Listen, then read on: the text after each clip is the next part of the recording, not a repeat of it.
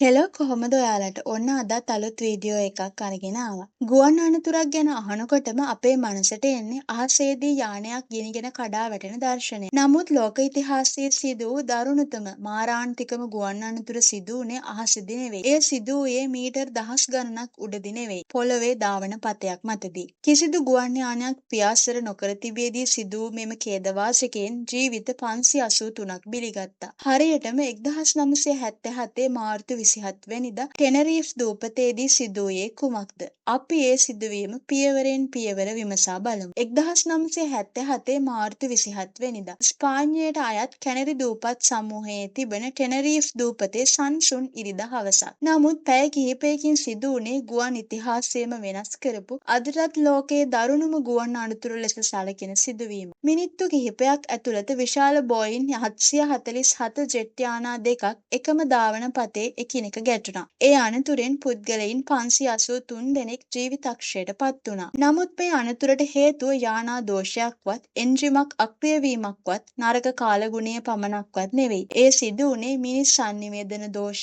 වැරදි තීරණ, අධික පීඩනය සහ තත්පර කිහිපයක වැරදි අවබෝධයක් නිසා. ඉතින් අද අපි බලමු ටෙනරීෆ් ගුවන් අනතුරේ සම්පූර්ණ කතාව. ඒ දවසේ ගුවන් යානා දෙකම ගමන් කරමින් තිබුණේ ග්‍රෑන්ඩ් කැනරියා එයාපෝර්ට් වෙතයි. එකක් නෙදර්ලන්තයේ KLM ගුවන් සේවයට අයත් ෆ්ලයිට් 4805 සහ අනික ඇමරිකාවේ පැන් ඇමරිකන් ගුවන් සේවයට අයත් ෆ්ලයිට් 1736. මේ යානා දෙකේම සිය ගණනක් මගින් සිටියා. නමුත් ග්‍රෑන්ඩ් කැනරියා ගුවන් තොටුපළේ බෝම්බයක් පුපුරා යාමත් සමග ආරක්ෂක අංශ මුළු ගුවන් තොටුපළම වසා දැමුවා. ඒ නිසා ගුවන් යානා රැසක් හදිසියේම ළඟම තිබුණු ලොස් රෝඩියස් එයාපෝර්ට් වෙත හරවා යවනු ලැබුවා. මෙම ගුවන් තොටුපළ ඉතා කුඩා එකක්.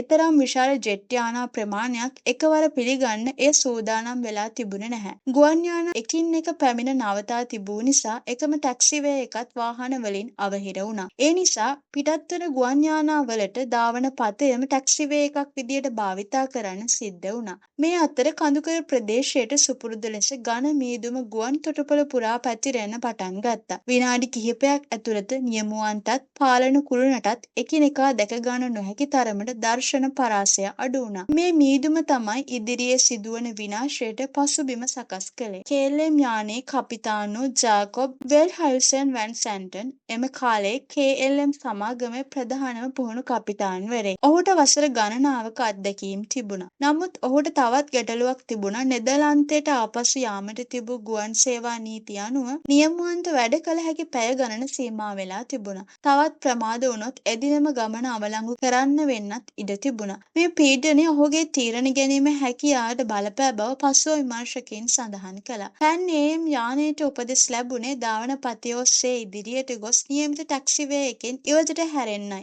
නමුත් මීදුම නිසා එම හැරවුම හඳුනා ගන්න බැරි වුණා. ඒ නිසා පැන් AM යානය තවමත් ධාවන පතේ මතෙම ඉදිරියට ගමන් කරමින් තිබුණා. මේ අතර KLM යානය ධාවන පතේ අනෙක් අන්තයේ සිට ටේක් ඔෆ් සඳහා සූදානම් වෙලා හිටියා. ගුවන් පාලකවරයා තවම ටේක් ඔෆ් ක්ලියරන්ස් එක ලබා දීලා තිබුණේ නැහැ. නමුත් රේඩියෝ සංනිවේදනයේ ඇති වූ අර්ථ දෝෂයක් නිසා KLM කපිතාන් අපට අවසර ලැබුණා කියලා විශ්වාස කළා. ඒත් ඇත්තටම අවසරය ලැබිලා තිබුණේ නැහැ. ඔහු ට්‍රොටල් සම්පූර්ණයෙන්ම ඉදිරියට තල්ලු කළා. ටොන් 100 ගණනක් බර බෝයින් 747 යානය අධික වේගෙන් ධාවනය ආරම්භ කළා. ඒ වෙලාවේ පැන් AM නියමුවන්ට දුරින් එන ප්‍රබල හෙඩ්ලයිට්ස් දෙකක් පෙනුණා. ඔවුන් කම්පනයෙන් කියනවා "There he is, look at him." පැන් AM කපිතාන් වහාම වමට හරවන්න උත්සාහ කළා. එකම මොහොතේ KLM කපිතාන් යානය ඉක්මනින් ගුවන්ට නගින්න උත්සාහ කළා. නමුත් වේගය ප්‍රමාණවත් නොවුණා. KLM යානයේ පහළ කොටස පැන් AM යානයේ ඉහළ කොටසට දරුණු ලෙස ගැටුණා. ගැටීමත් සමග KLM යානය ක්ෂණිකව ගිනිගෙන පුපුරා ගියා. එහි සිටි 248 දෙනාම මිය ගියා. පැන් AM යානයේ විශාල කොටසක් ගිනිගත් අතර 396 දෙනාගෙන් 335 දෙනෙක් ජීවිතක්ෂයට පත් වුණා.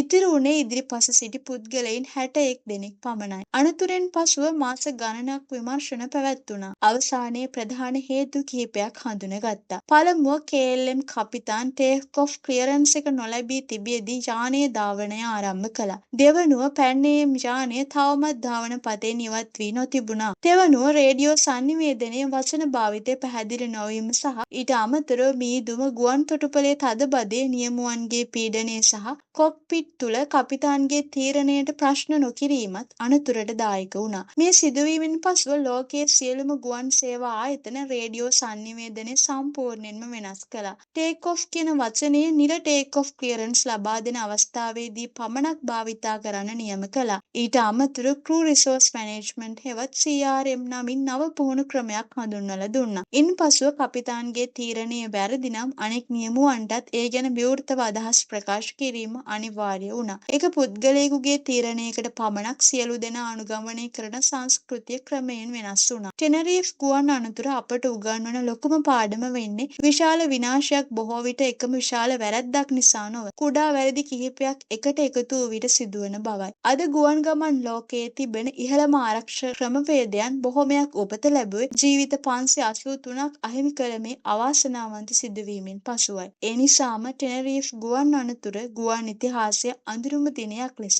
අදටත් සදා මතකයේ රැඳී තිබෙනවා. ටෙනරිෆ් අනතුර අපට උගන්වන්නේ කුඩා වැරදීමක් පවා කොතරම් විශාල ව්‍යසනයකට මුල පිරිය හැකිද යන්නයි. තාක්ෂණය කොතරම් දියුණු වුණත් මිනිස් සංනිවේදනයේ වැදගත්කම කිසි විටෙකත් අඩු නොවනු ඇත. ඔබ මේ පිළිබඳව කුමක් සිතනවද? පහලින් ඔබේ අදහස දක්වන්න. තවත් මේ වගේ අද්විතීය වීඩියෝ සඳහා අපේ channel එක subscribe කරන්න. අය අලුත් වීඩියෝ එකකින් හමුවෙමු.